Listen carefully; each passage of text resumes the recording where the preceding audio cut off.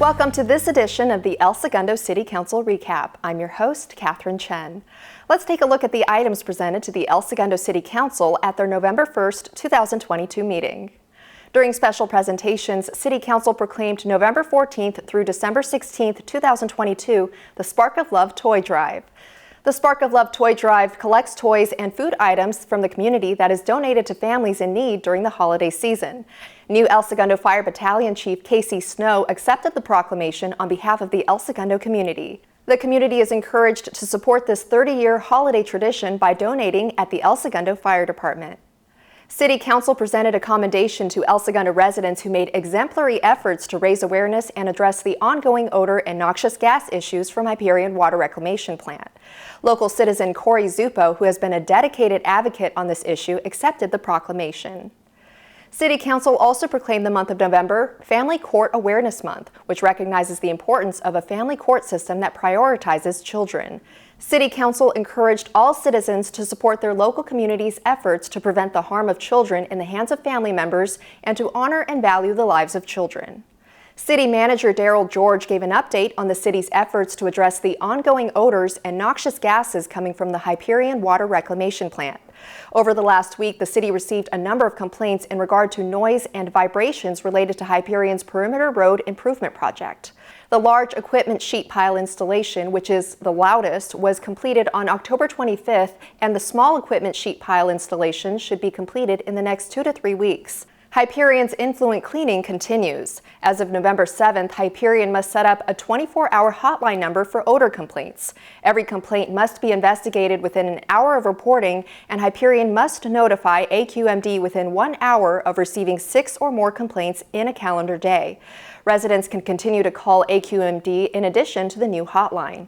The city will share the hotline information on its website once Hyperion shares all of the details. The city is working with Dr. Michael Stenstrom to retain him as a third-party expert on how to move forward with Hyperion. Hyperion is hosting a presentation and tour of the facilities on Thursday, November 10th from 4 p.m. to 5:30 p.m. All those wishing to attend must sign up, as there are only 25 spots available for the tour. All information about Hyperion and how to register for the tour can be found on the city's website at elsegundo.org/Hyperion. During public hearings, Mayor Pro Tem Pimentel recused himself before Public Works Director Elias Sassoon presented a resolution on the vacation of Hornet Way Street from Imperial Highway to 118th Street. The request for this vacation was made by adjacent property owner Hackman Capital. There have been no objections to this request, and City Council passed the resolution. During staff presentations, Recreation, Parks, and Library Director Ali Mancini asked for direction from City Council on the first 5 projects of Phase 1 improvements of Recreation Park and what the Council's priorities are in terms of projects and funding.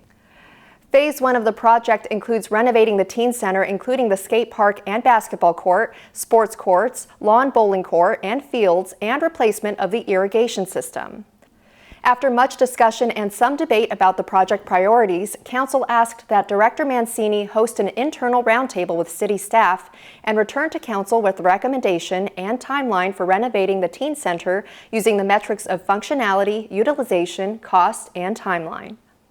City Council adopted Fire Chief Dina Lee's resolution to receive and file the Fire Department Automatic and Mutual Aid Report. Mutual aid in California is based on a common understanding that every individual community cannot gear up for every possible emergency, and that the best way for communities to make sure help is available when they need it is to also be able to give help when others need it.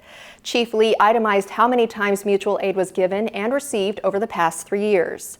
El Segundo largely gives more aid than it receives, and mutual aid calls represent about 2% of their total calls.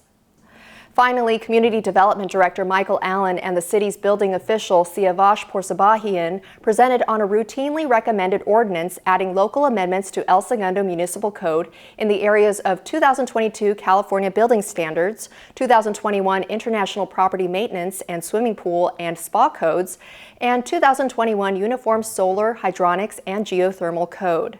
Director Allen presented findings to Council that support the suggested local amendments to the codes, which will go into effect January 1, 2023. There was a long discussion about the fire code amendment regarding the fire sprinkler system and $10,000 threshold to trigger the installation of a seismic gas shutoff valve. Council recommended increasing the threshold to $250,000 and updated the language regarding the sprinklers. City Council adopted the resolution and scheduled a public hearing for November 15, 2022 to adopt the ordinance. To watch the complete City Council meeting for November 1, 2022 and learn more about the agenda items covered, visit elsegundo.org or watch the meeting on Channel 3. The next City Council meeting will be on Tuesday, November 15th.